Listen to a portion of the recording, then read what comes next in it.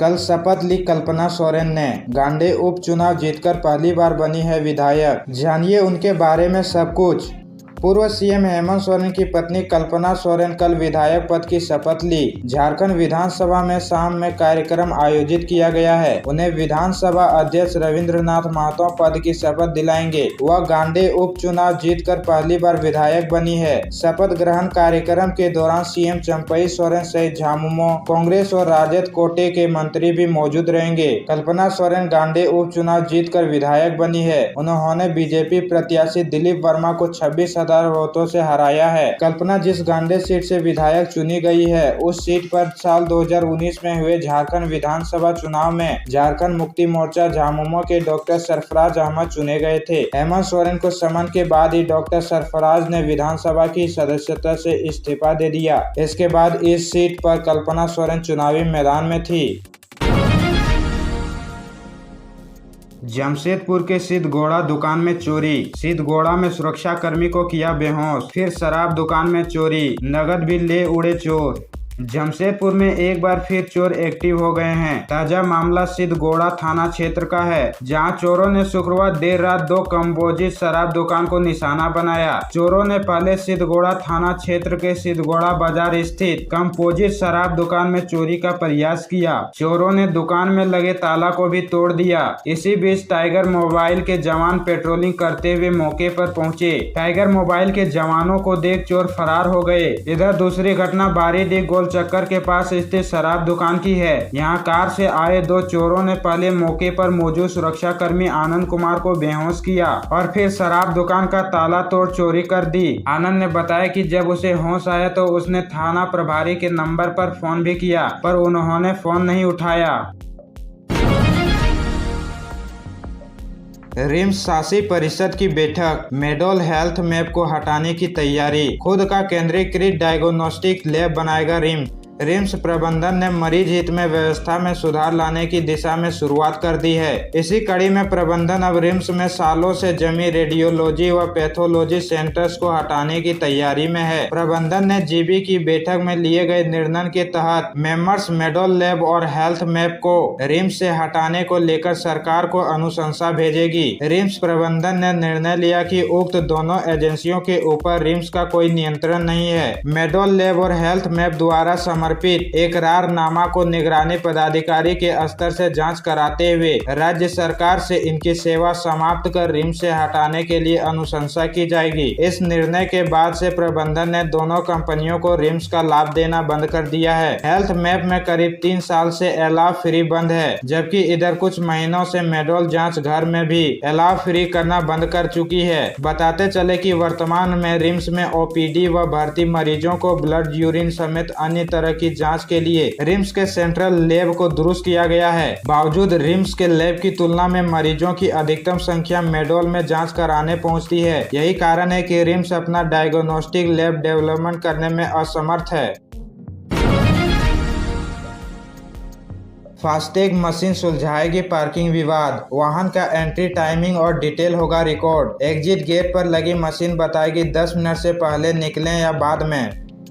Birsa Munda airport पर parking विवाद का रास्ता एयरपोर्ट अथॉरिटी ने निकाल दिया।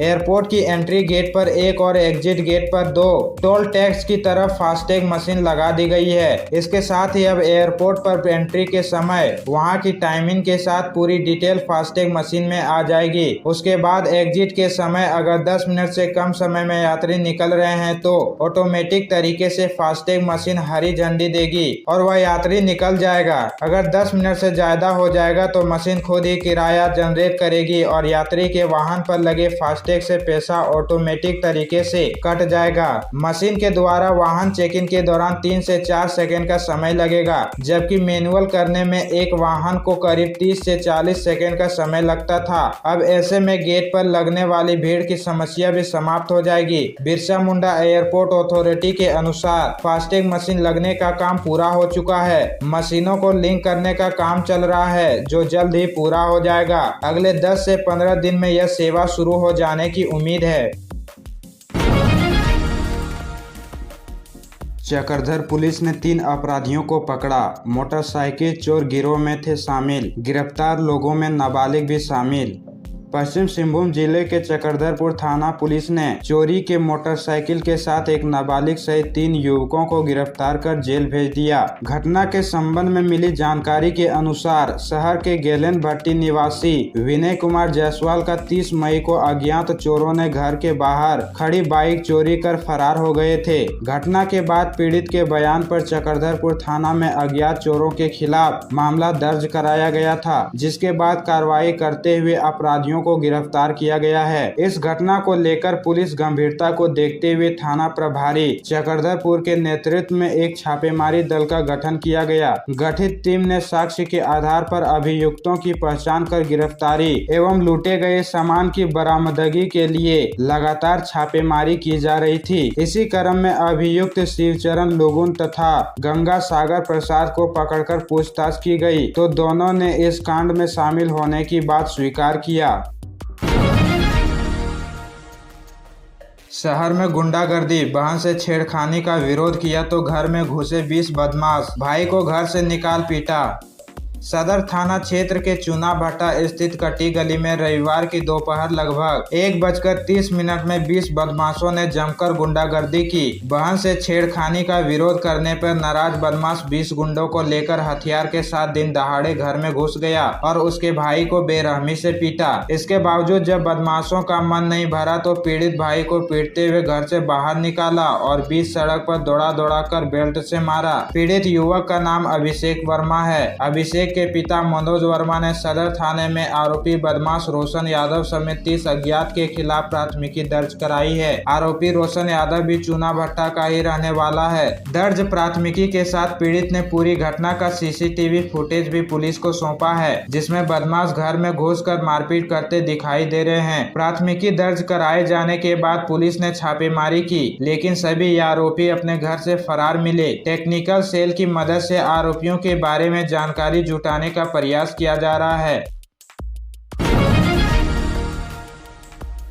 गढ़वा पलामू में ऑरेंज तो 12 जिलों में येलो अलर्ट। गर्मी से फिलहाल राहत नहीं, 15 जून के बाद झारखंड में दस्तक देगा मानसून। झारखंड के कई जिले एक बार फिर भीषण गर्मी की चपेट में है। राज्य के कई हिस्सों में तापमान 40 डिग्री सेल्सियस के आंकड़े को पार कर रहा है। प्रदेश के पलामू इलाके में सबसे भीषण गर्मी पड़ रही है। मौसम विभाग ने कल से लेकर 15 जून तक लू का अलर्ट जारी किया है। राज्य के गढ़वा और पलामू जिले में हीट वेव को लेकर ऑरेंज अलर्ट जारी किया है। मौसम विभाग ने लोगों को सतर्कता बरतने को कहा है। वहीं चतरा, हजारीबाग, गिरिडीह, कोडरमा, देवघर, गुमला, खूंटी, सिमडेगा, पश्चिमी सिंहभूम और पूर्वी सिंहभूम के साथ साथ सरायकेला खरसावां में येलो अलर्ट जारी किया गया है। मौसम विभाग के मुताबिक झारखंड में मानसून देर से एंट्री होगी। गर्मी छुट्टी के बाद से स्कूल शुरू हो गए हैं, लेकिन राज्य में अभी भीषण गर्मी से राहत नहीं मिली है। राज्य के मौसम को ध्यान में रखते हुए स्कूली शिक्षा एवं साक्षरता विभाग ने पत्र जारी कर कहा है कि राज्य के सभी स्कूल 15 जून तक सुबह 7 बजे से 11:30 बजे तक ही चलेगी। ज्यादातर प्राइवेट स्कूलों में बढ़ती गर्मी को देखकर अभी भी स्कूल बंद रखा है। भारत ने मई में 722 करोड़ रुपए का सोना खरीदा। पूरी दुनिया में तीसरा सबसे बड़ा खरीदार स्विट्जरलैंड इसमें टॉप पर।